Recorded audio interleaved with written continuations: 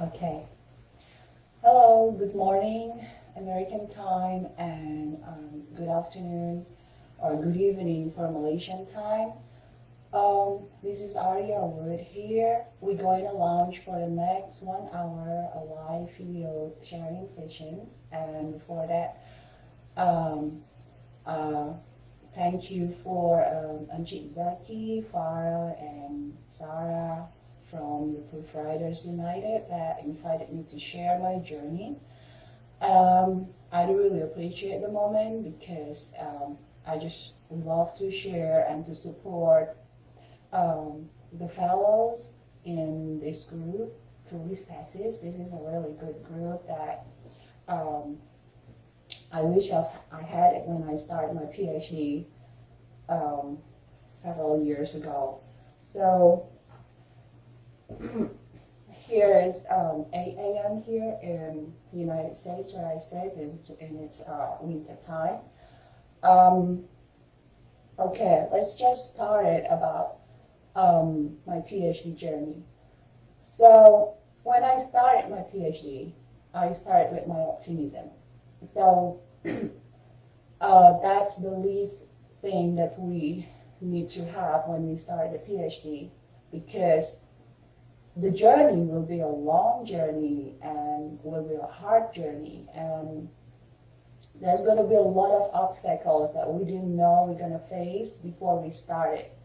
So a little bit background story. I was a lecturer from public health faculty, University of Indonesia, and it was 2013, and there was a requirement from my university. If we are a lecturer, we gotta have our further educations or to have a doctorate degree. So master degree is not enough at that moment.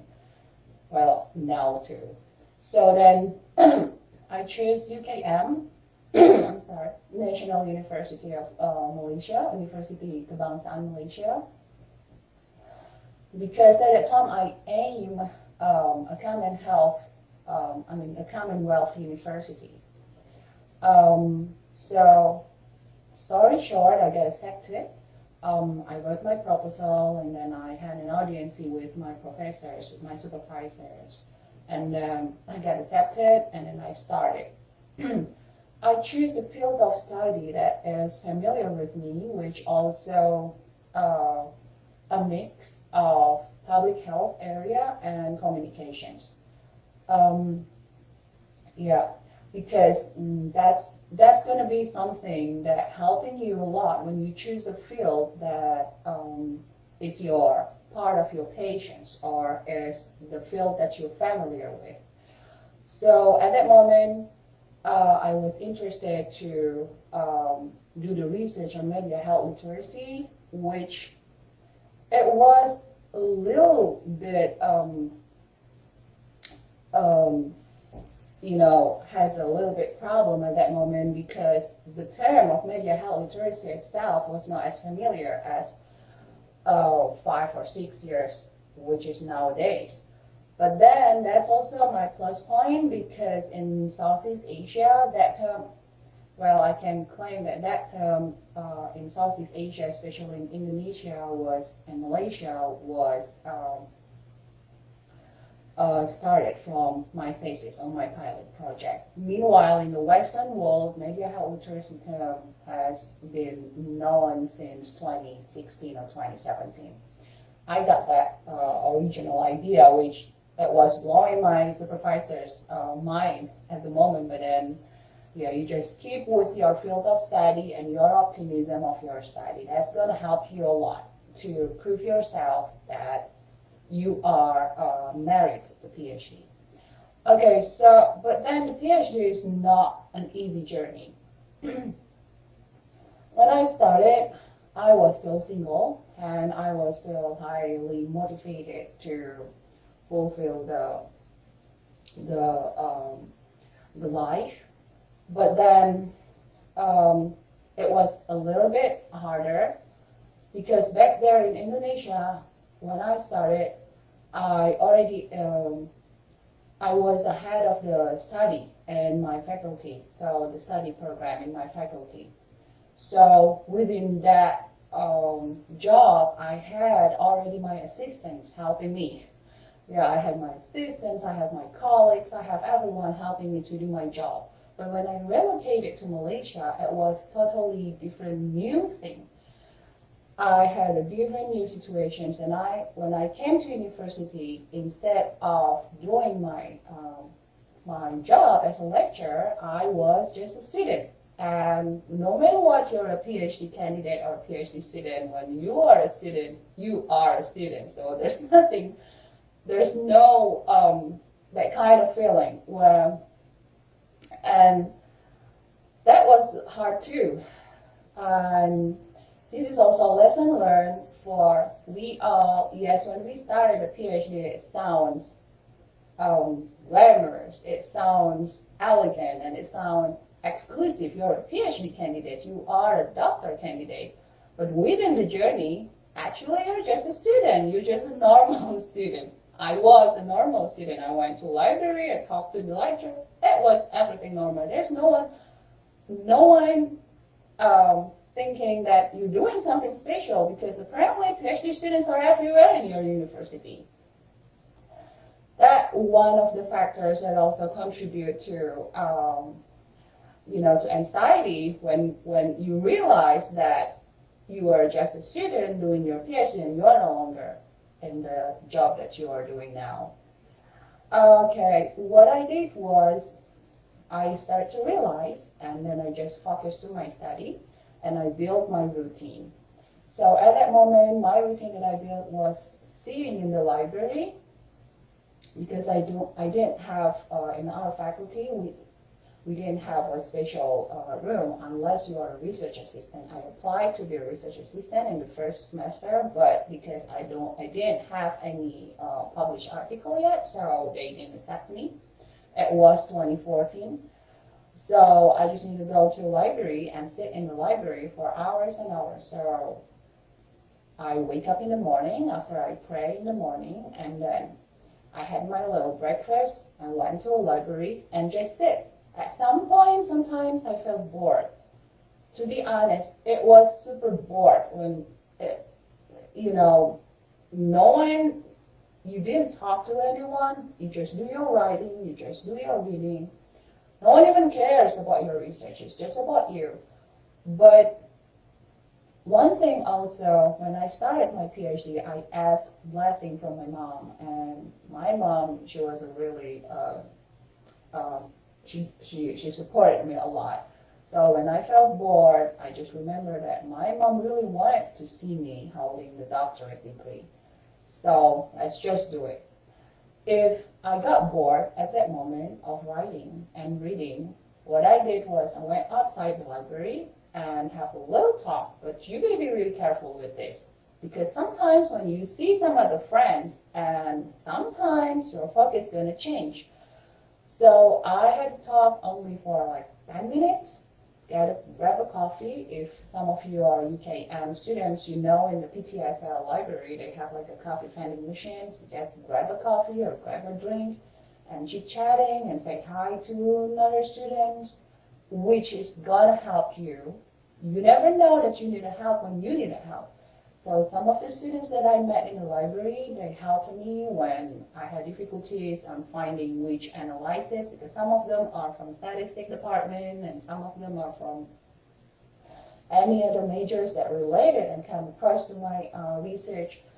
So I didn't realize that at that time, when I got bored and get out of the library and take my coffee and drink my coffee, at that time, actually, I was building my connections and my networking on my PhD journey, which helped me in the future.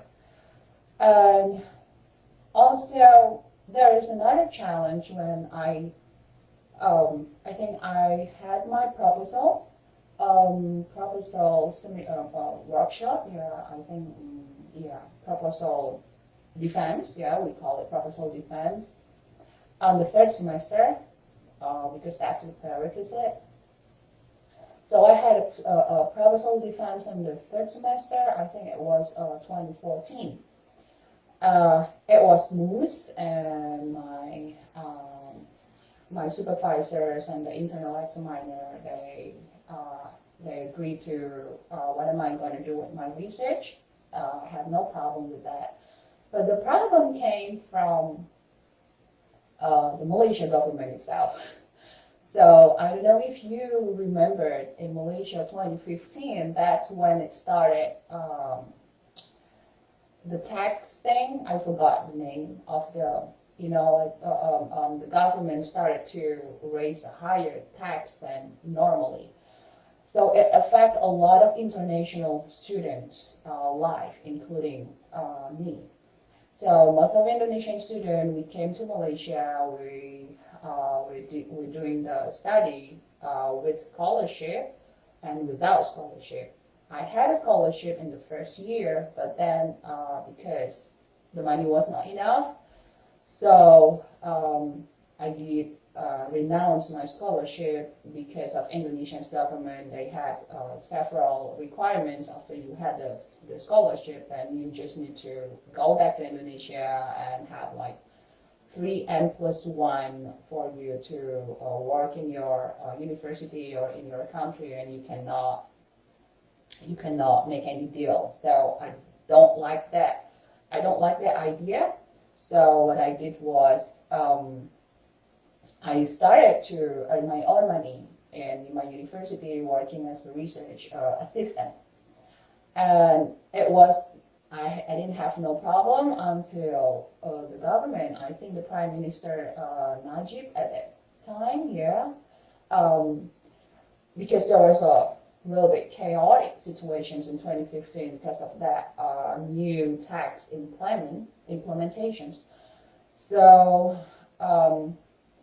the research grant were cut off, and then most of the study fund also cut off, and it has a big impact to my life too, because my research grant was cut off. I didn't have to get paid as a research assistant, which was $2,000 per month, and it was enough for my living situations and a little bit saving for my next semester payment.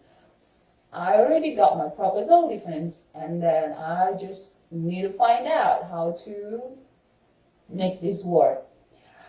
So that was a really tough situation. What I did to overcome that was I started to live a minimalist way.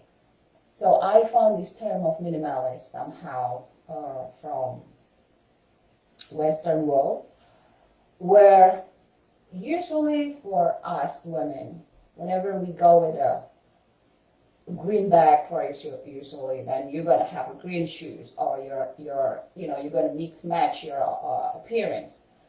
That's something normal. I was doing that too in the first year of my PhD. So because I had money, then I had a saving when I started also from when I was working in Indonesia. So paying semester is not a big deal for me. My earning money in Malaysia, I used it for my living situations, and then went to mall. I still have that kind of life in the first semester, which is really wrong. So I started to live as a minimalist way. Then I cut off everything that is unnecessary. Going to Starbucks, buying coffee. Living as a woman, you need to have your makeup things. And then also your mix match, sometimes something like your green shoes with your green bags, your kind of things like that. I cut off everything. I only live with a big suitcase, only contains 30 kgs of my items, and it includes my shoes, my clothing or wardrobes, and also include the books. And I only have one backpack. Usually I'm going to be super complicated when I went to the university. I'm going to have my handbags, going to have my laptop bag, going to have my tote bag with my books and stuff. But I simplified everything. I only have one backpack, put my laptop in, and then all. So I was totally a normal student. So it's not like a PhD student anymore. It's just a normal student, as I say. Well, by doing the priority And by doing the minimalism, by lowering down your standard living while you're doing your PhD, it helps you a lot. It helped me a lot because I didn't bother which shoes gonna go with which bags. I didn't bother to put my makeup on before I went to the library. I didn't even bother what kind of clothing. My focus was only to finish this writing. I didn't bother about such things, but just to finish this writing.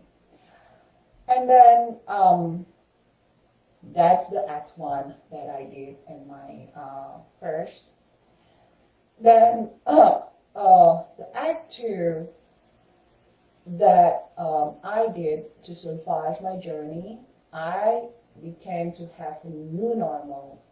Things like I said, as a new normal. I became a minimalist. I focused to my study, and then I didn't do because of the financial constraint in Malaysia. And so I had to defer my semester. Then I had to went back to my home country because the situation was getting worse. It was 2015 and 2016. Even it was a hard time for Malaysians itself. So for us international students, it was really hard. So I went back to my home country and then went to do side hustle job.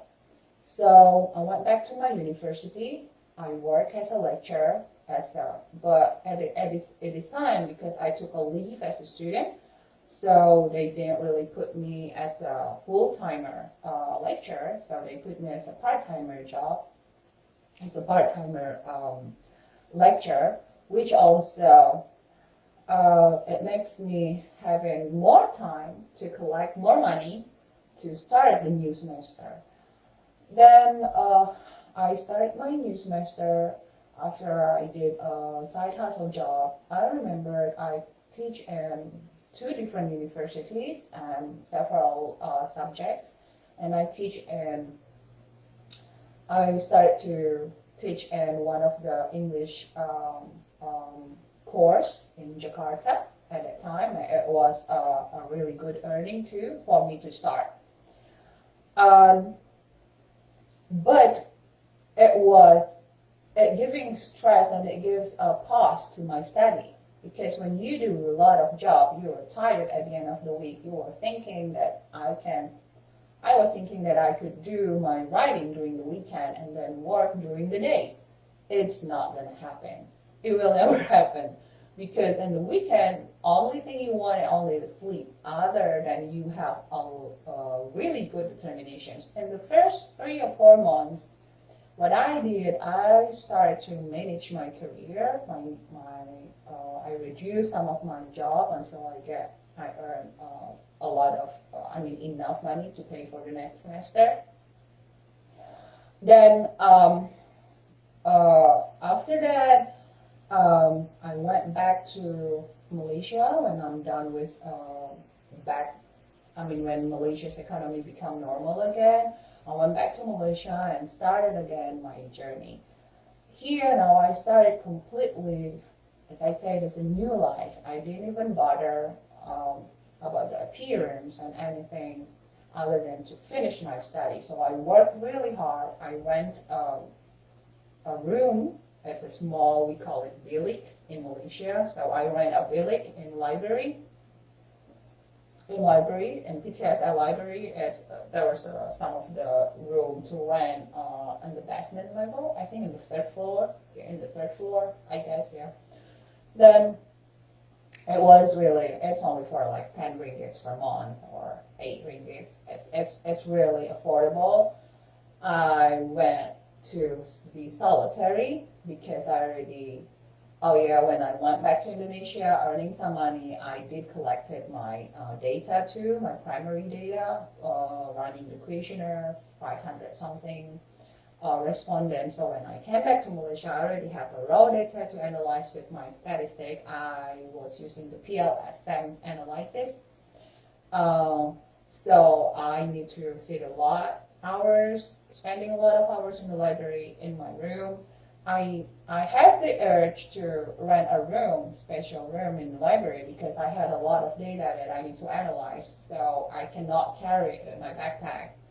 Um, because at that time I had only a small car, and then it wasn't also reliable, that small car. Sometimes it get broke, so I don't want to take any chance.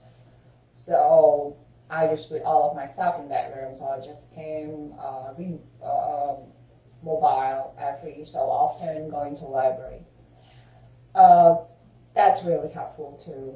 So I worked really hard after my proposal. I spent,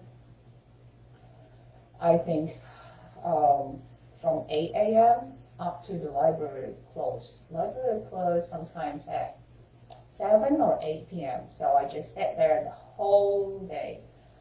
I was not married yet. I was just single, so there's no time for me. I mean, there's no need for me to come back home. Well, things are different when I was getting married, which it was a really big obstacle too. So what I did, I wrote my thesis the whole day, and at some point, you know, when you work really hard and you are just focusing your compartment in your brains, then you're gonna have anxiety. I could not sleep at night because my brain kept thinking, even my body is tired. I started to have a weird headache. So I had a headache like when you had a withdrawal from your coffee, but it was not because I am not a coffee addict. So at some point when I came back home, I washed my face when I got clean, and I had kind of like a muscles thing here in my head. And then I had a severe headache. It was a tension, really tension headache. It's not like a normal headache. So what I did, I went to the clinic, a UKM clinic, and then they referred me to the UKM hospital. Yeah, H hospital, I think, in KL.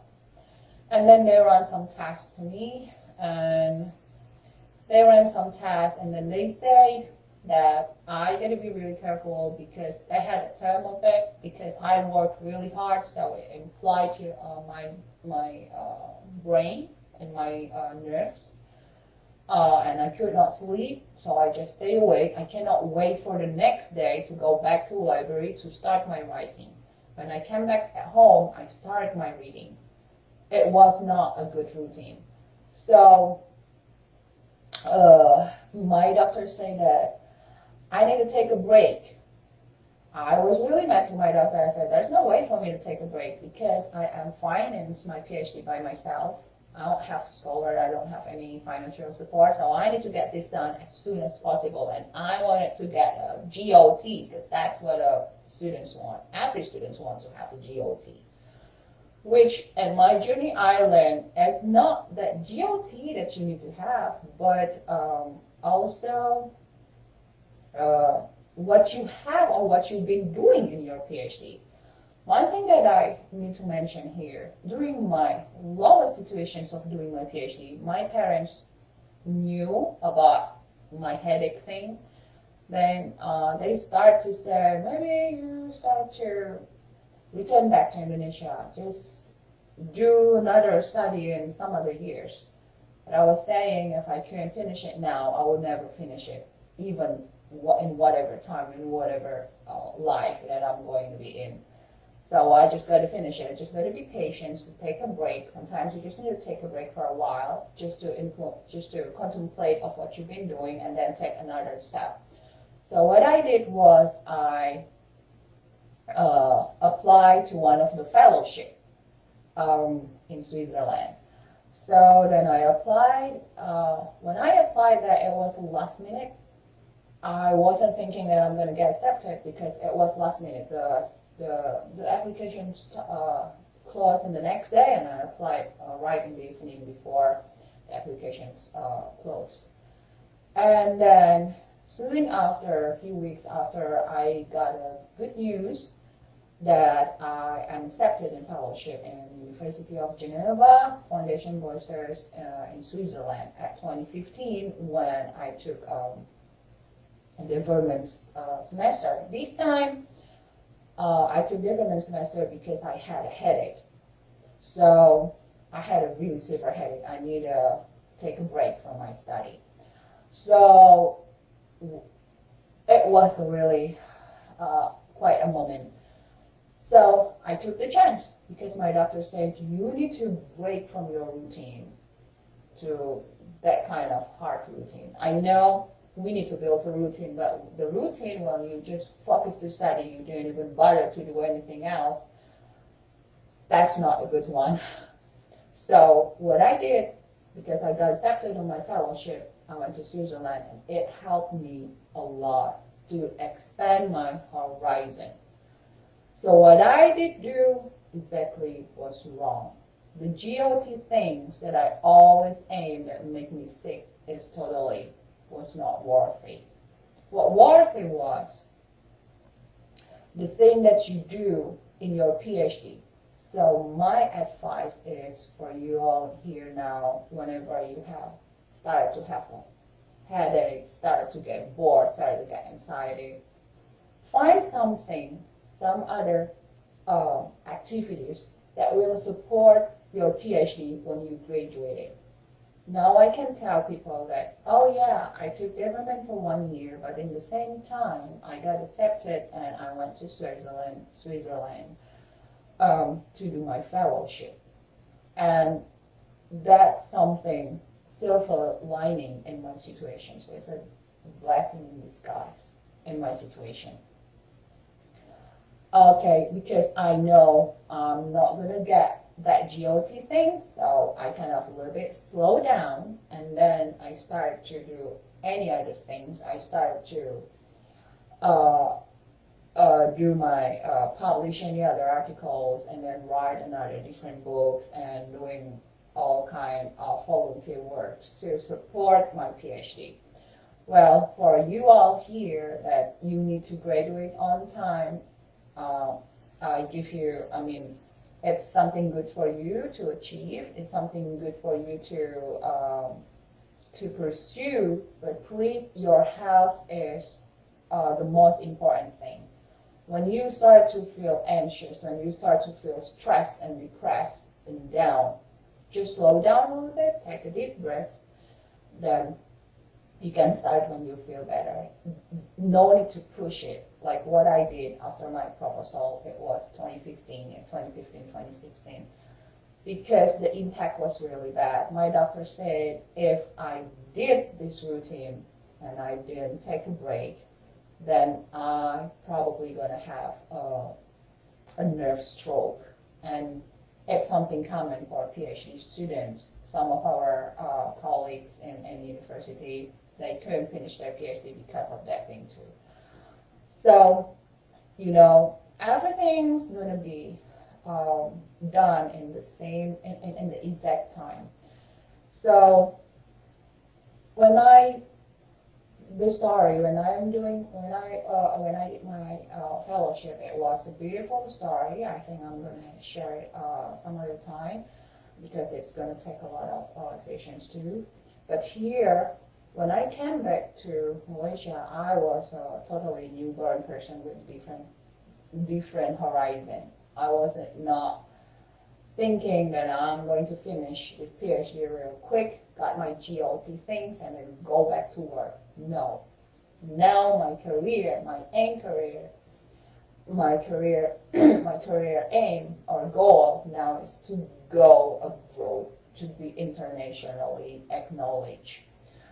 Because I went to the Switzerland and I saw how the professors, how the PhD networking, how the PhD colleagues over there in Europe, and since my unique topic of my research, they really appreciate it. And since I'm Asian, not to be racist, they really are appreciating an Asian woman coming and presenting the ideas. So when I came back, I start a new habit. Yes, I still sit in the library, but I'm going to stop at 3 p.m. So I start early morning because I'm a morning person. I start morning at 8. I don't want to lose that momentum. And this is really healthy habit. I recommended this.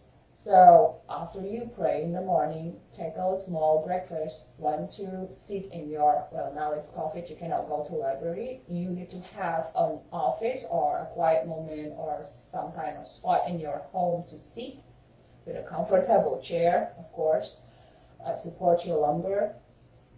Build your stations that everything is close to you, so you don't need to walk out of your working stations, not even to grab a drink, because when you go out of your working stations, a lot of distractions, especially if you're doing it at home. There's a TV. When you got married, there's your kid, there's your husband. If you live with your family members, there's a lot of distractions. So you just need to be solitaire, dedicate your time in the morning up to lunchtime. And you had your lunch. For me, I had my lunch in the cafeteria, and sometimes I brought myself a lunch and had the lunch in the library outside of the PTSL library. And then I came back at 3, I came back home. Have a rest a little bit, lay down a little bit, but not taking a nap, just have a rest a little bit. And at 4, I went to the gym. I'm so sorry, this is now COVID-19, so I think what I've been doing is not going to be the same here, but, well, you can build your own gym at home. I mean, you can just do whatever thing in your home, doing all small circle running, or you can have a small treadmill for you.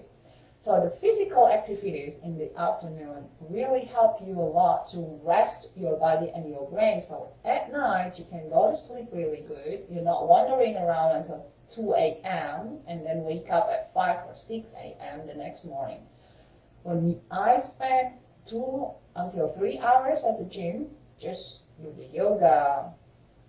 I did some stretching, yoga, treadmill, and some kind of cardio things. It helped me a lot. When I came back, it was already 8. Took shower, got clean, and ready to bed. Sometimes I read several books or several pages from a book that I'm still trying to understand the concept. Then I fell asleep. The next morning, again, the routine. That's the routine that I had. Simplify your work and be relaxed. And you don't need to, you don't need to push yourself that hard, because you know yourself. When you know it's already your limit, take a break a little bit and combine with the physical things, activities. And then I was doing really pretty good for several years. And then it comes to the moment when I finished my analysis and my PLSM. I finished my writing. I finished my findings, so I just need to write more, because in my faculty they wanted several pages, they wanted several words, so I just need to fulfill that minimum. Then at that time, when I came back to my home country, and when I had such a family gathering, I started to be social, because I already finished 2/3 of my study. So it was only 1/3 more. It was only to write my chapter 2, and then to complete it with my my conclusions and my discussion. So I already did the hardest part. Then I came back to Indonesia to take a vacations, and I started to see my cousins. Some of my, I am the eldest in my family, so my cousin, my brothers, they already had their family, and some of them already had their kids. And I was sitting there in that family gathering, and I was thinking, okay, I'm doing my PhD. This is only 1/3 left. I think it's time for me to have a matrimonial life. So at that time, I started to get to know the man that I am married now. We knew each other from a conference. He was a speaker in the conference, and then we had a long-distance relationship. And when I came back to Indonesia, my focus was a little bit shifted, but it was still fine because I still doing my PhD, and I had more, time to think about myself, my future, because I was a little bit late to get married at that time. So I got married, and when I got married, it was a really big adjustment to my PhD journey. Because I married a man, and he already had a daughter from his former life that he got a custody with, and she's a really sweet kid. She was 5 years old at that time, so it was fine for me because I got married a little bit late. So it's like I'm having my own daughter. But then dealing with kids when you're doing your PhD, it was nothing than dealing with yourself. I mean, when you deal with yourself, you can manage your time. You know what works for you, you know what don't work. But when you deal with other individuals, which is your kid, and they're going to be there 24 hours, that is something, I can say, brutal. So, thank goodness that I did the hardest part, but I had a little trick. What I usually do, so I relocated to the United States, story short. And when I relocated to the United States, I still did my PhD, 1/3. I have kids that I need to take care of. I have husband, I have household chores. I have everything. When I was single, I didn't bother. I could just sleep in my messy room. But when you have a kid, they're going to ask you, so what's for dinner? And you're going to think, what should I cook for dinner? You cannot just take out to a restaurant all the time. You have no budget. And when you have husband, then he's going to have his needs. And you're going to take care of your house. So what I did was, I managed my time. I told them I need their support. So this is one thing that you need to do. You cannot handle this by yourself. If you're a woman out there, if you have your own children, if you have your husband to take care, and if you live with your sister or your brother or maybe your mother-in-law in your house, you need to tell them that you need their support. Their support is not on writing your thesis because it's your baby. You are the one who knows. But their support to give you your time, to give you your moment. So what I did was I talked to my husband. There will be some nights that I would cook dinner, but there will be some other nights that I will need you to cook dinner. It was, my husband is American, so he has no problem. He said, okay. He used to live independent. But I know I came from Indonesia. In our culture, in patriarchy culture is a little bit different, which wife means to serve everything in the house. Well, you just got to talk openly to them. If you want me to finish this PhD, it's going to be helping us in the future for our family's sake and our future of our kids. You need to help me and to support me. Ask them to support you, to give you some time. Because if you are running everything in the same time, that's not going to work. You're going to be exhausted, and one element needs to be down. I mean, either it's your study or either it's your marriage. I've seen a lot of my friends that getting divorced in the middle of their PhD journey because of that. But let's not talk about that thing. Let's just focus on what you can do. Talk to your spouse. Either you're a woman, either you're a man of the house. Talk to your spouse. I need your support.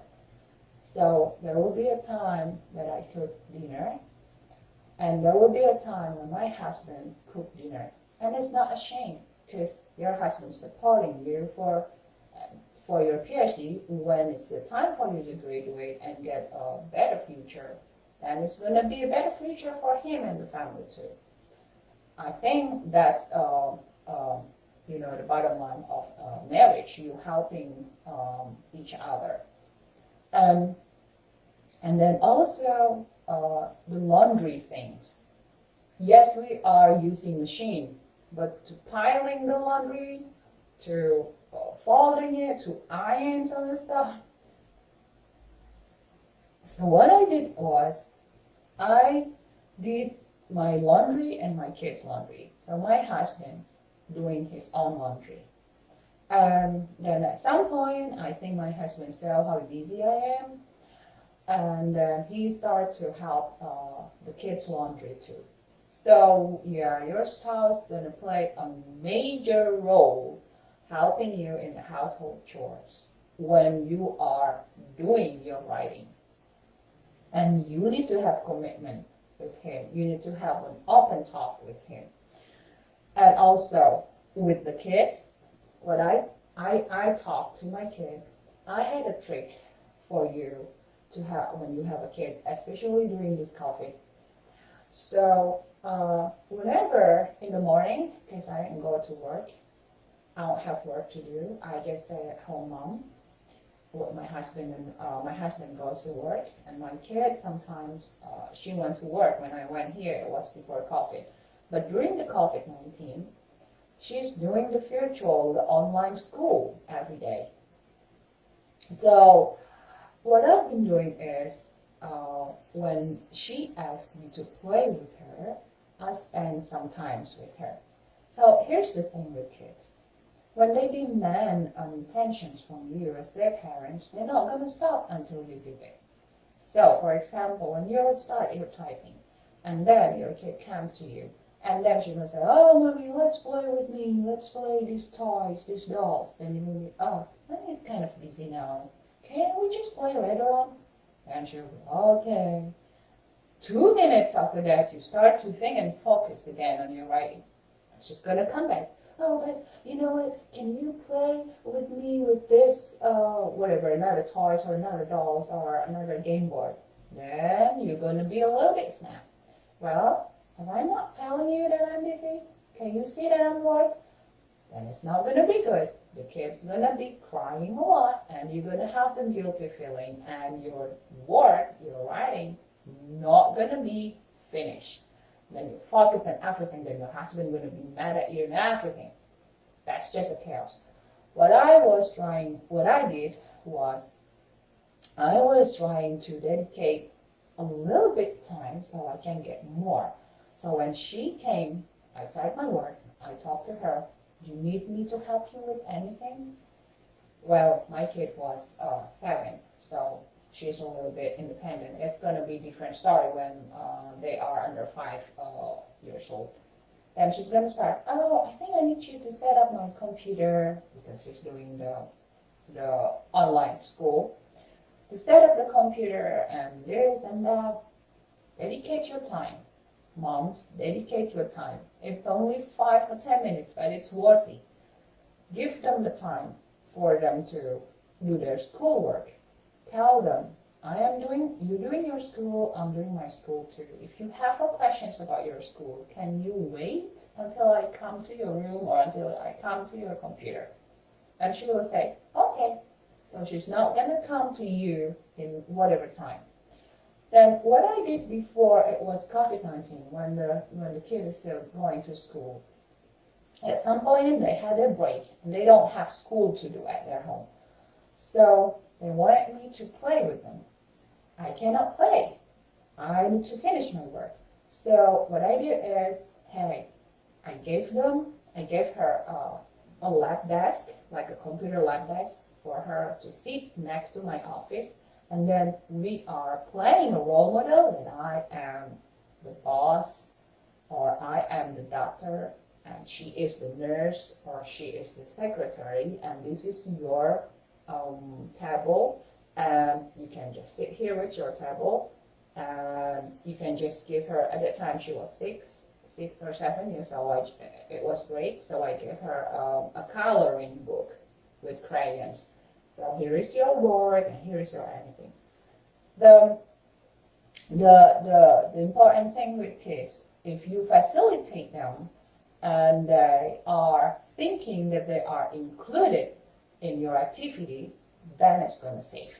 Then they're going to thinking, "Oh, mommy still loves me. oh, mommy's still paying attention to me. So, okay, let's just let mommy doing the job. So sometimes my kid, she's going to sit around there and the other area here, but in the same office. I mean, in the area that's not going to be, bother you.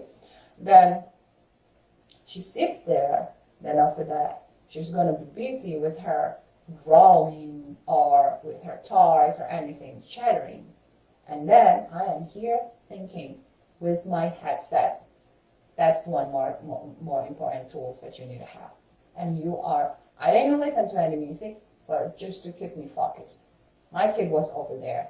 So when it's a lunchtime, you just need to go to lunch, and after that, you just need to tell them either they need to have a nap. So time management is the most important thing for us as the moms who are doing the PhD, and also the support from your spouse, and then needs to have a big commitment from your spouse also. And then that's the wife and mother challenge as a PhD. And one thing that you need to be able to instill in your self is to be positive, or to stay positive. For me, because I married a native speaker, American, so I write my my thesis in English because I got accepted as a fellowship in my university. International students, Indonesians, need to write in Malay language, but I didn't really have a good base of Malay language. So because I got accepted in the fellowship, so my university, my faculty allowed me to write in English. So I write in English. And because I married my husband as an American native speaker, he's a native speaker, so gives me a positive environment too. So the thing for you that I'm trying to stay here, if you are a single woman here, you have not married yet while you start your PhD. When you are, I know that sometimes we tend to pen the matrimonial life, depending the matrimonial life.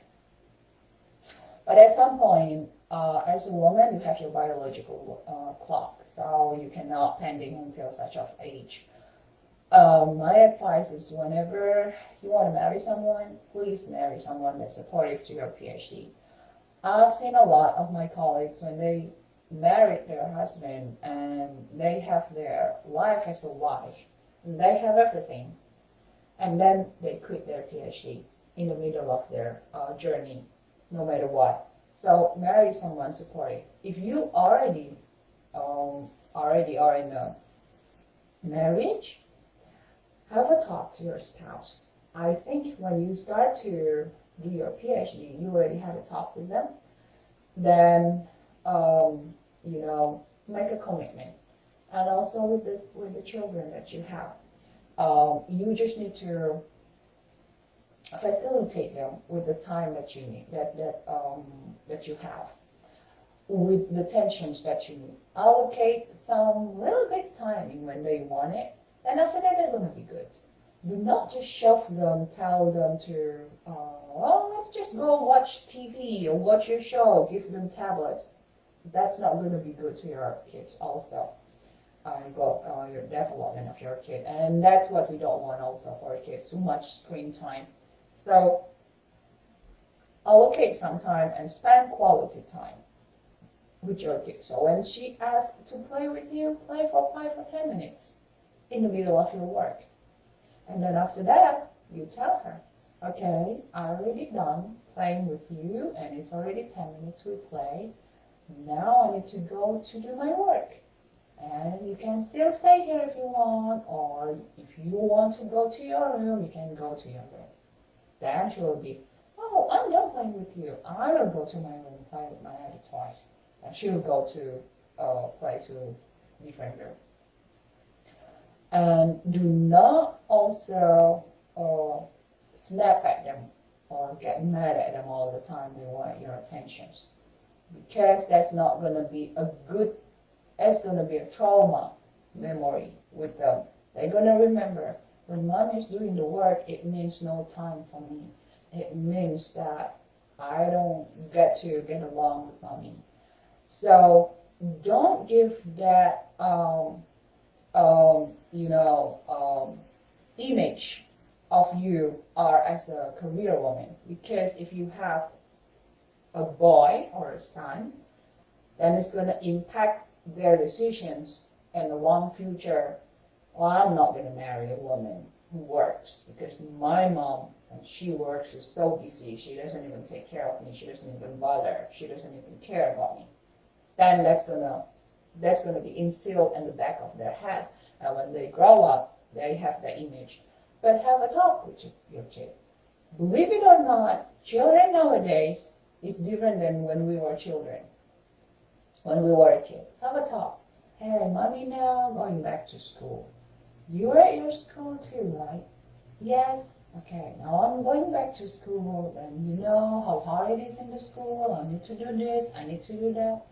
And with my daughter, whenever I do my PLSM with all of the statistic number, with all of the number and analysis and some kind of SPSS thing in Excel, then I'm gonna call her. Hey, you want to see what mom is doing?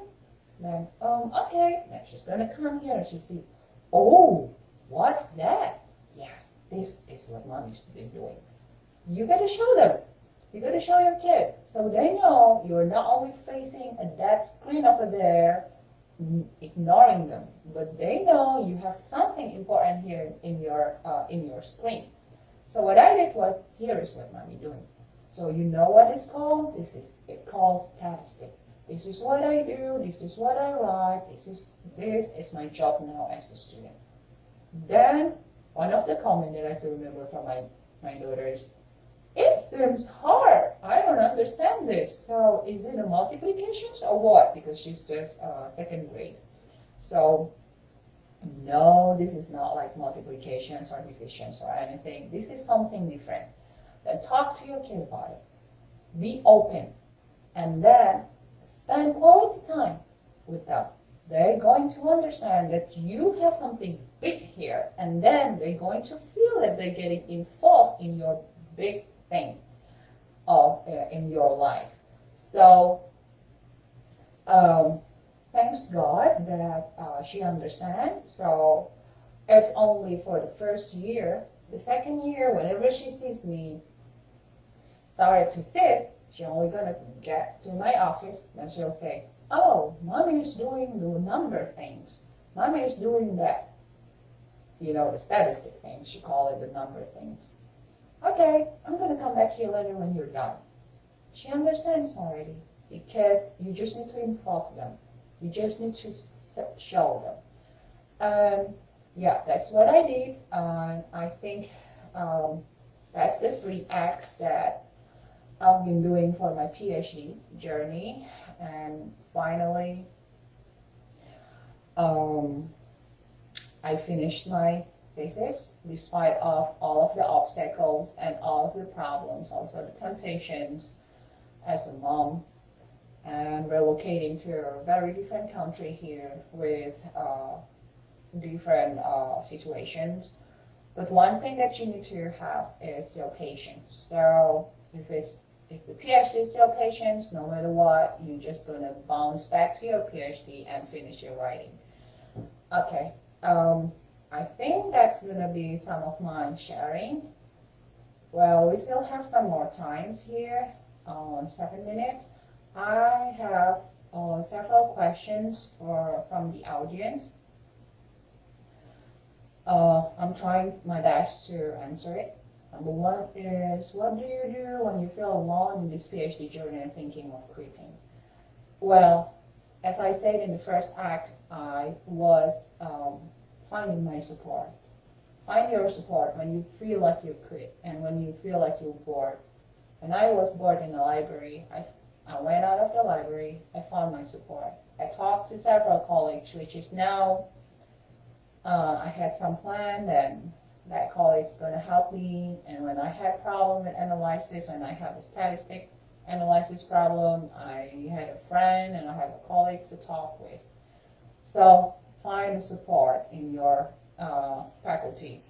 I know your research is only you who knows, but there are more other PhD universities.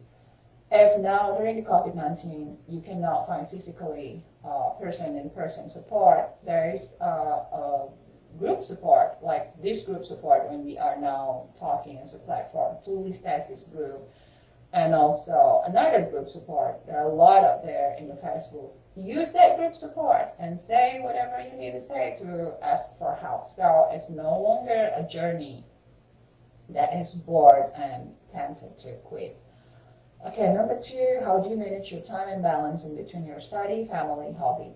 I talk a lot about how I manage in the Act 2 and Act 3, which is spend quality time, and then do the balance by physical. I did the exercise in the evening.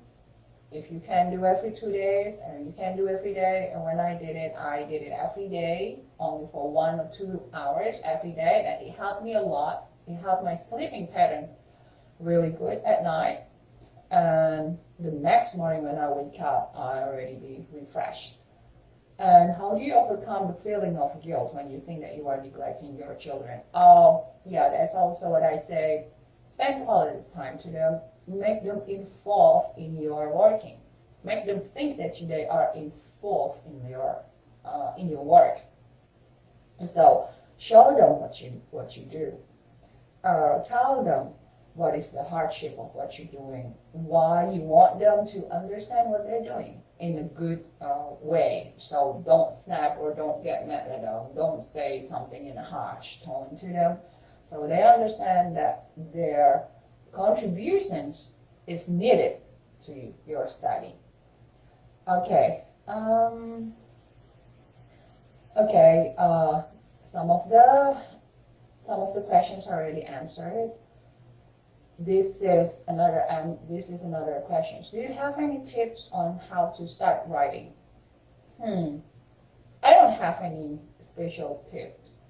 What I did was I learned it long time ago. When you start to write, sometimes you are thinking what kind of words that you want to put. But what I am doing was I just type one word. So I just type one alphabet.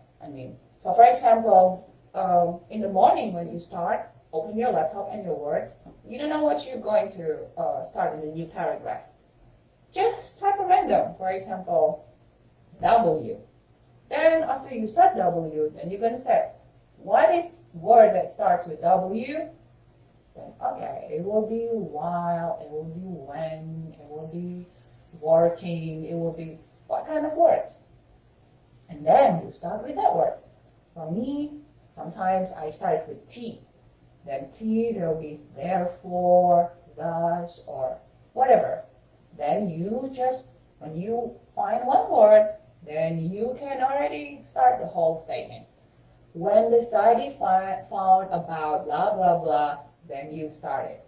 Therefore, the study, or therefore, this study is significant to blah, blah, blah. Here, if you start with B, you can just find what word starts with B, and then you start from that word. That's my tips, and it really works. And then, what is my topic? What is your topic? My topic is media health literacy, cervical cancer amongst women at reproductive age group in Indonesia. So my topic is bridging the gap of media literacy and health literacy on cervical cancer platform. Okay, and how do you manage your time between family and your PhD research activities? Yeah, I've already told that. Spend quality time, be involve your child, and make a commitment to your spouse about your PhD to help you manage your time. And yeah, I think these are all of the questions that already, some of them are answered and might add.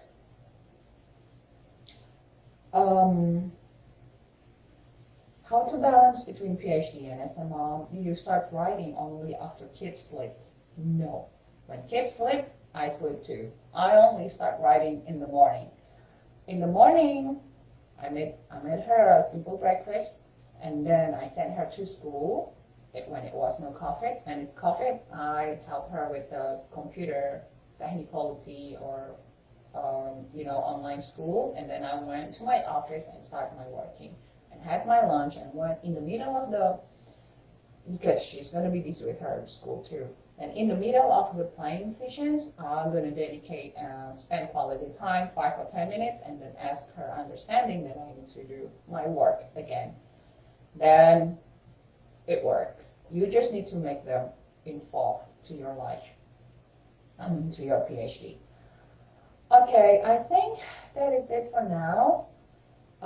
Thankful for the chance.